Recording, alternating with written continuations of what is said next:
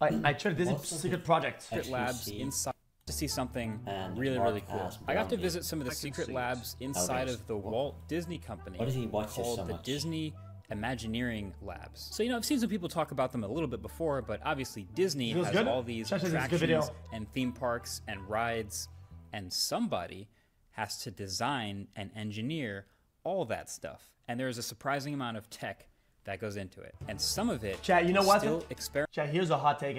It's not even a hot take. Chat, if you've been to Disneyland or whatever, their new go-kart, Mario Kart thing is just not good. There's a big engineering oversight. It seems like there's a big just overall design oversight. It's just, at Universal Studios, whatever. It's just not fun. Experimental and unreleased, where no one outside of Disney, well, except for me now. It almost felt like they were probably trying to thing, and then it's like they were too far to go back and they just decided to release it because it's just not good. Because this guy, he just has got to use gets to see everything. This thing is so cool. So Disney Imagineering has a bunch of these buildings scattered around this California neighborhood that I got to visit, where they make realistic animatronic robots as part of their attractions. They literally greeted me at the door with these little droids, the same ones that are roaming around the theme parks.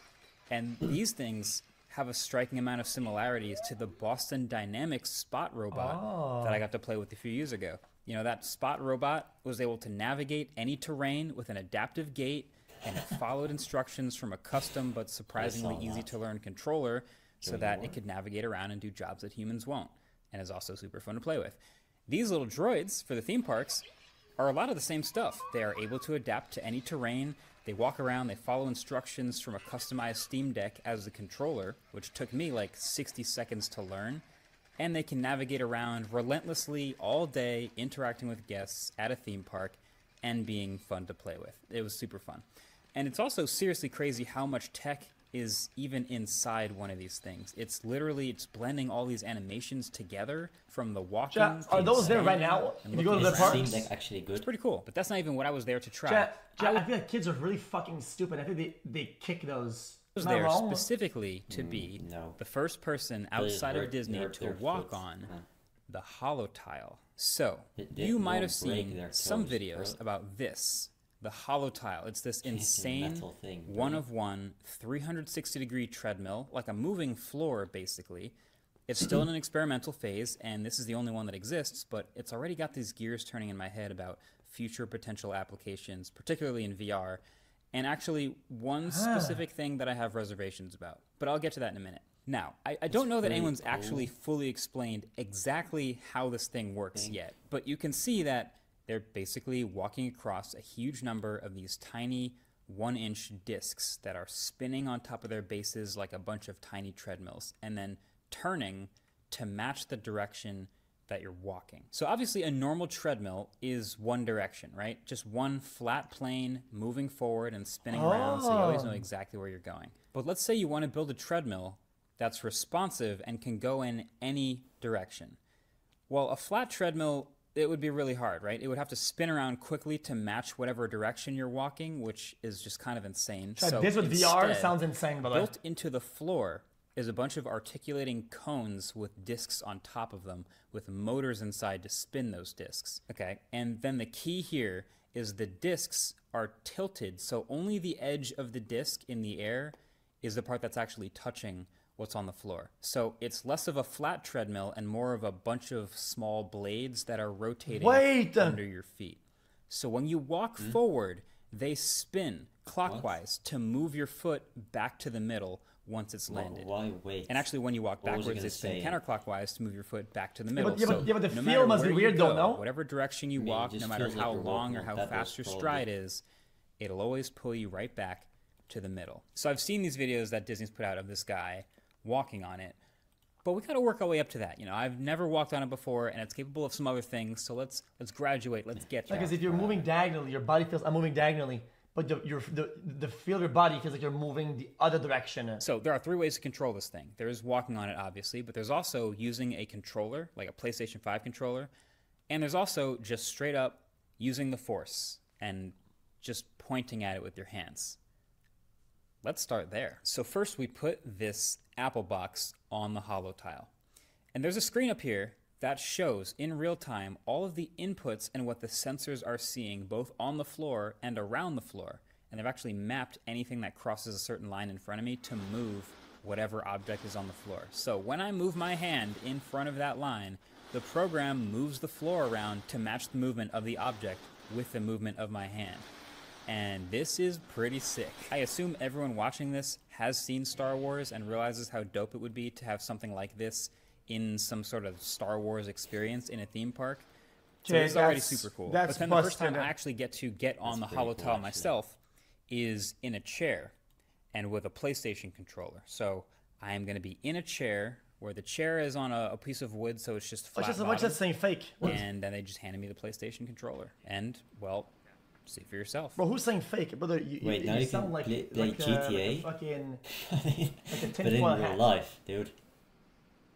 They explain technology, you can literally see in real time, and you're saying fake what?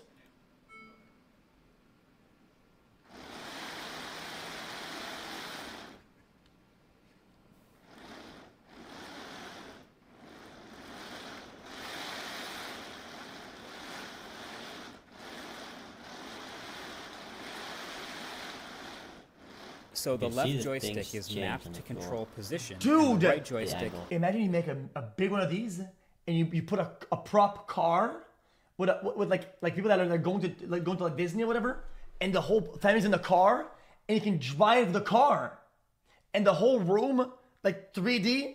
All of the things you're seeing are adapting to where you're going. Controls rotation. So you can spin around and move around freely. And actually, is that kind of insane? Quickly used to this thing. And if you're wondering, yes, I can steer myself completely off of the floor. It would let me. I was just kind of trying to be careful to not fling myself off the edge. But it moves so fast. So now after all that, now that I've experienced how it moves, now they're going to let me walk on the HoloTile. All right, so I'm going to start with training mode, which is a fraction of the normal speed, but will still get me used to how this works. So, I'm ready. 3, 2, 1, enable. Yeah, I'll go get it in a minute. Mode is on. Is it? So now, slowly start to walk. I can feel them kind of wiggling a little bit, but not really moving too quickly yet. So this is normal. Oh, okay, now Did that thing was signed for this shit? Or? Starting to move with the tiles. There we go. So walking on this, I noticed a couple things. First of all, as you've heard through this video, it's pretty loud. Like, this is going to be something they definitely are going to want to work on, especially if it's something that'll be a part of a theme park someday, or maybe even in someone's home. But also, I found it fascinating. You're never actually quite walking in a perfectly straight line. Like, it can feel pretty close. Rewind? Okay. Jesse, why'd you buy me a PS5? Is there a game coming out on the PS5 or what? I'm getting more used to the feeling of the tiles. So they designed this to be about a 2-minute process, as these tiny tiles I'll have a PS5 anyway. I don't think I'll play that again. Their responsiveness to my movements, and it was slowly turned up more and more, basically until it was at 100% real time. It's moving pretty close to full speed now, feels like. XQCL. And there's obviously a learning curve, but I feel like I'm good enough at it that I can kind of walk around and not think too hard. It's good. And then there's all the data behind me in real time, showing my feet, my legs. 27. So walking on this, I noticed a couple things. First of all, as you've heard through this video, it's pretty loud. Like, this is going to be something they definitely are going to want to work on, especially if it's something that'll be a part of a theme park someday, or maybe even in someone's home. But also, I found it fascinating. You're never actually quite walking in a perfectly straight line. Like, it can feel pretty close if your foot happens to line up along a row of discs that are all aligned in a way from the center. But other times, you're just kind of gliding over the top of a bunch of these ridges, and you're not moving in a perfectly straight line. I imagine a future version of this looks like a whole bunch of much smaller and more numerous discs that are just as powerful as they are, which is clearly an engineer. Oh, because your feet, you do left, right. So then when you're left, you glide diagonally. When you're right, diagonally, and you stay straight, but you're moving in both opposite directions diagonally. So, yeah, this takes some getting used to. I know that because I got to hang out with the inventor of the HoloTile, Lanny Smoot. What? He's been at Disney for more than 20 years. He's got more than 70 patents, including the way the BB-8 rolls around the park, the real-life lightsabers, just to name a few. He's kind of a legend. And yeah, this guy's incredible on it. He was showing me that you can have 2 people on it at once. They were playing a multiplayer racing game, like controlling a BB-8 around a course by jogging around. And it seemed to work pretty well, aside from being pretty small. Obviously, this would work better if they had more of these floor tiles. But then what I found the most crazy is using this floor with a VR headset on.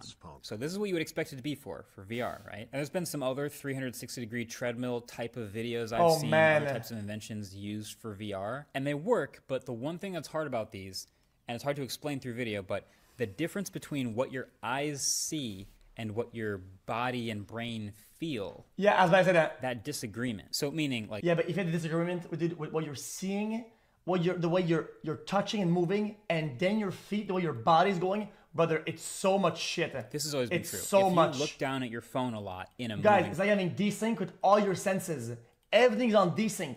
Car, like, right? It's just really bad. Your eyes are seeing something still. They see your body sitting still, but then your brain and your inner ear feels you moving around, moving forward. And so the disagreement between what your eyes see and what your brain feel, that's what can give you motion sickness. That's what feels bad. And so if you think about it, it's the same thing with this moving treadmill in VR. You put the headset on, and you start walking, and your eyes see that you are walking down a moving hallway. You're moving forward. But your brain, because you're walking in place, doesn't feel that it's supposed to be moving forward. So again, there's a disagreement there. So with the HoloTile, I got to try putting on an Apple Vision Pro it's like playing and actually walking around a 3D constructed environment. You can't see it, but I'm in like a holodeck in Star Trek or something. And I've got a harness on because it turns out this is really hard. My eyes see the movement, and my legs are trying to walk forward, and my feet are sliding around, but my brain thinks I'm not supposed to be moving forward. So it's confusing. It's hard to just trust it and walk. Plus, there's the extra layer of sometimes it moves you backwards a little bit to the center, so I was taking all these baby steps. Meanwhile, though, watch Lanny do it, and he's just incredible at it. Like, he had the headset on. He was walking around confidently through space, exploring a virtual world. Pretty sure it's like a virtual Disney theme park type of thing.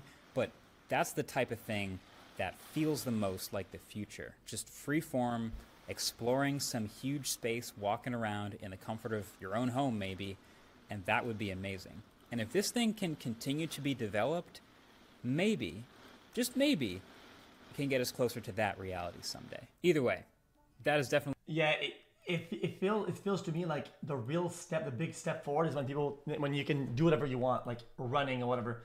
I think if you're there's limitations of what you can do. Can get us closer to that reality. I mean, it's either way, trash. That is definitely dope tech. I'm glad I got to see the first version of this, and I'm very curious and excited to see future versions. Disney, please invite me back. What I'm saying is that it's like different chat, and if you feel like VR will know this. Playing in a room that isn't big enough for your VR setup.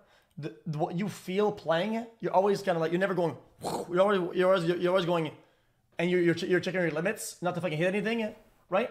And if you have to do that with your feet and on moving, and you're like, oh, I can't run or I can't jump because I'm gonna be off the tiles or whatever the fuck, and then it makes things very unfun. That's why when you have a big room and you can play VR, it's like a million times more fun when you have a big room to play VR than other constraints.